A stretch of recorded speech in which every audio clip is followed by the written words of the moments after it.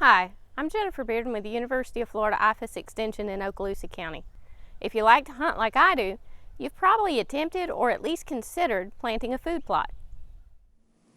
Cool season food plots do a great job attracting deer and other wildlife to your property as well as providing a little nutrition.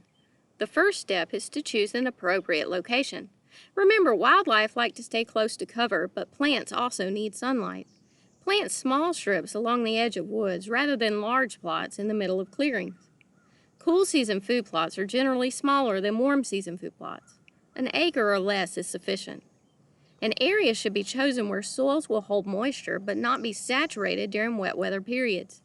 Once you find a suitable location, have your soil tested. Soil test results give you important information like pH and phosphorus and potassium levels. Perform your soil test a season prior to planting so you have enough time to adjust your pH with a lime application if necessary. Test, don't guess. It takes only a week or two to get the full sample results back and costs only $10 per sample. That's a pretty cheap investment to ensure a successful food plot. Cool season food plots are generally used as attractants for deer. It does provide some nutrition for the wildlife as well. The goal is to select forages that are desirable to the animals as well as use forages and varieties that grow well in our area. Some great choices include oats, triticale, clovers, daikon radish, and Austrian winter peas.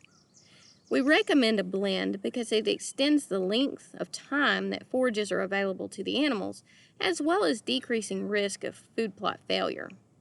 Legumes need to be inoculated with a rhizobium bacteria prior to planting. This will allow the plant to manufacture nitrogen and eliminate the need for extra nitrogen applications.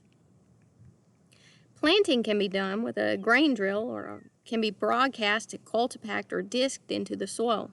Be sure to follow the recommended planting depths and rates for each forage. Fertilization is important even when planting clovers and other legumes. Legumes can make their own nitrogen, but they still require sufficient phosphorus and potassium as well as other micronutrients. Fertilizers should be applied according to the soil test results. This will help maximize plant growth and nutrients available to the wildlife. Exclusion cages are small cages that protect small amount of forage in the food plot. These cages help us visually see the difference between what is growing and what is being eaten by the wildlife. Sometimes wildlife density can be so high that it will look as though the forages are not growing properly. Exclusion cages help us gauge how well our food plots are performing. The last thing we need to consider is weed management in our food plots. Often, tilling the food plot prior to planting is enough to manage most weeds. This is okay when we have native weeds on a relatively flat piece of land. If erosion is an issue or if more problematic weeds such as Kogan grass are present, a different weed management strategy is recommended. Glyphosate is a good choice as it is a broad-spectrum herbicide that will not negatively affect the food plot. Spray the area with glyphosate 3 to 4 weeks prior to planting and give it time to kill the weeds. Also, remember that many herbicides are not effective during a drought. So we either need to wait until we have rainfall or work with your extension agent to find a solution that works for your situation. Cool season food plots are an excellent way to attract deer to your hunting area as well as provide a little nutrition to the wildlife. For any questions regarding food plot management, reach out to your local county extension agent.